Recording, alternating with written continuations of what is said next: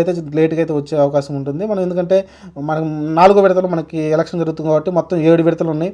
7 విడతల్లో మన 4 విడతలు అయితే మన ఎలక్షన్ జరుగుతుంది కాబట్టి ఇంకా దాని తర్వాత 3 విడతలు ఎలక్షన్ జరగాల్సి ఉంటుంది కాబట్టి ఆ టైం అయితే పడుతుంది కాబట్టి జూన్ 4వ తారీఖున అయితే మనకైతే రిజల్ట్ వస్తుంది మన రాష్ట్ర ముఖ్యమంత్రి ఎవరు అనేది, అలానే ప్రధానమంత్రి ఎవరు అనేది కూడా ఆ రోజే తెలుస్తుంది. ఇది ఓవరాల్గా ఎలక్షన్ షెడ్యూల్ అయితే వచ్చేసింది.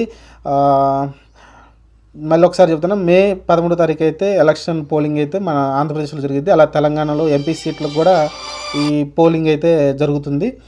నామినేషన్లు చివరి వచ్చేసి ఏప్రిల్ 26 లోపు అయితే నామినేషన్లు వేయాల్సి ఉంటుంది. అలానే నోటిఫికేషన్ వచ్చేసి 18వ తారీఖు నుంచి అయితే నోటిఫికేషన్ ఇస్తారు. ఆ నుంచి ఇంకా మీరు నామినేషన్లు వేసుకోవచ్చు. ఫలితాలు జూన్ 4వ తారీఖున.